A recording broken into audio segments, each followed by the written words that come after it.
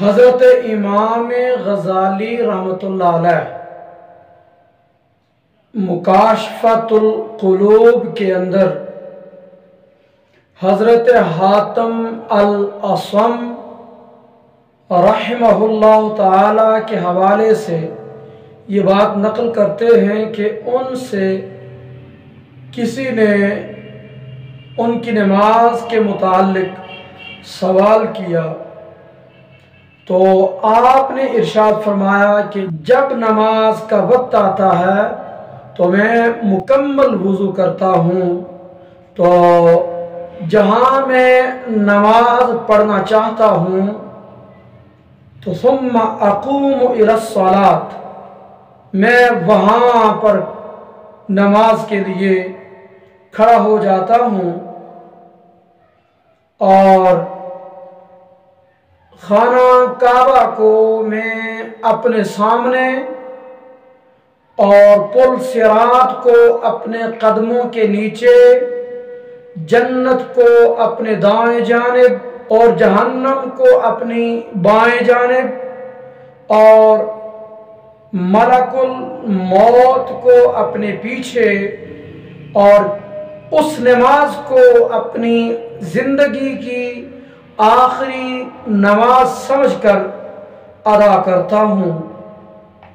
اور پھر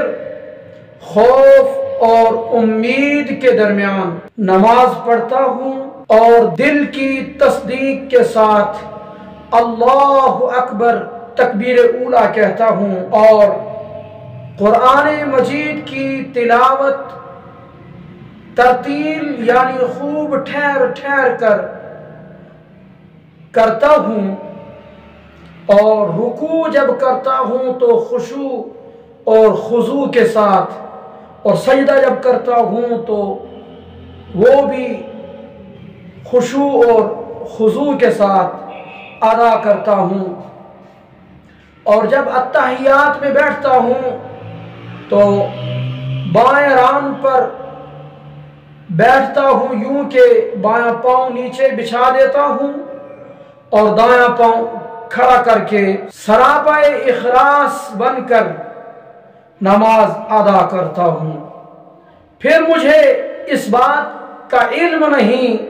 کہ میری نماز قبول ہوتی ہے یا نہیں۔ حضرت سیدنا عبداللہ بن عباس رضی اللہ عنہما کا فرمان امام غزالی رحمۃ اللہ علیہ نے آگے نقل فرمایا کہ خشوع اور خضوع کے ساتھ 2 رکعتیں ادا کرنا بہتر ہے اس رات کے قیام سے کہ جس میں قیام کرنے والے کا دل غافل ہو۔ آقا کریم صلی اللہ علیہ وسلم کا فرمان امام غزالی رحمۃ اللہ علیہ نے نقل فرمایا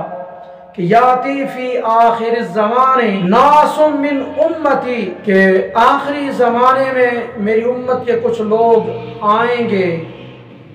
وہ مساجد میں آ کر حلقہ بنا کر بیٹھیں گے، تو وہاں مسجد میں حلقہ بنا کر جب بیٹھیں گے تو وہ دنیا کا تذکرہ کریں گے، دنیا کی محبت کا تذکرہ کریں گے، تو فرمایا لا تجالسوہم، اس وقت تم نے کیا کرنا ہے؟ فرمایا ان لوگوں کی مجلس میں نہیں بیٹھنا۔ کیوں؟ فرمایا اس لیے کہ فلیس للہ بہم حاجۃ، اللہ کو ان کی کوئی ضرورت نہیں ہے۔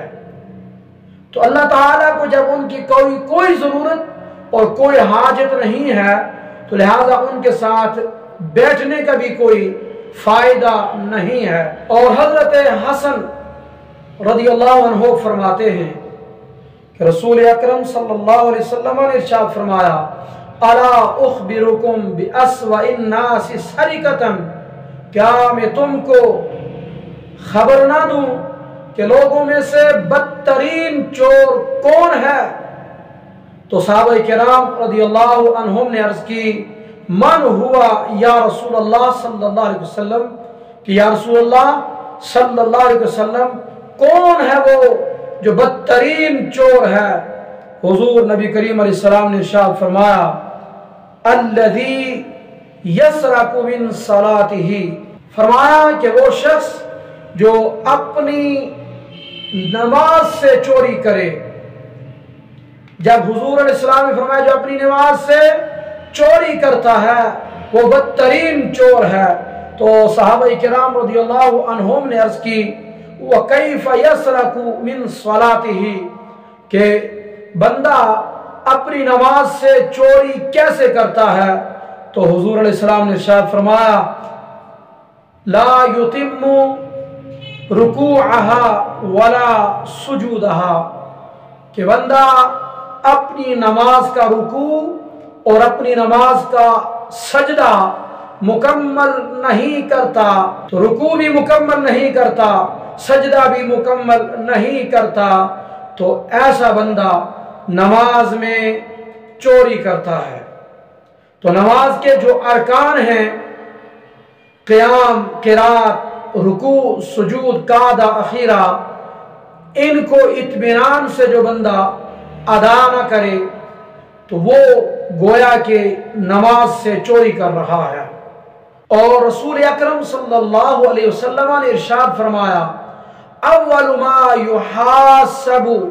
बिहिल अब्दु यौमल क़ियामा अस्सलात, कि क़ियामत के दिन सबसे पहले जिस अमल के बारे में बंदे से हिसाब किताब होगा वो नमाज है। फरमाया फ़इन कान क़द अतम्महा हव्वनल्लाहु अलैहिल हिसाब,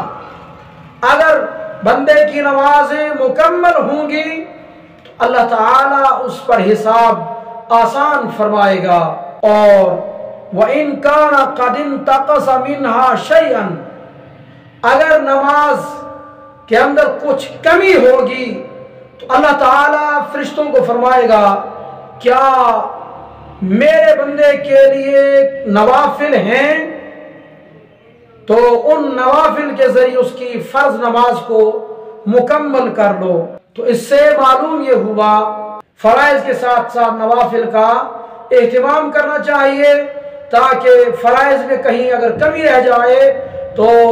नवाफिल के जरिए उस कमी का इजाला हो। हज़रत सैयदना फारूक आज़म रज़ियल्लाहु अन्हु जब नमाज की तैयारी करते तो आपके आज़ा कांप उठते और दांत बजना शुरू होते। तो आपसे इस बारे में एक दफा पूछा गया कि ये क्या वजह है कि आपका जिस्म कांपता है जब नमाज का वक्त आता है। तो आप फरमाते कि अब अमानत की अदायगी का वक्त आ चुका है और फर्ज नमाज की अदायगी का वक्त आ चुका है, और मुझे नहीं मालूम कि मैं फर्ज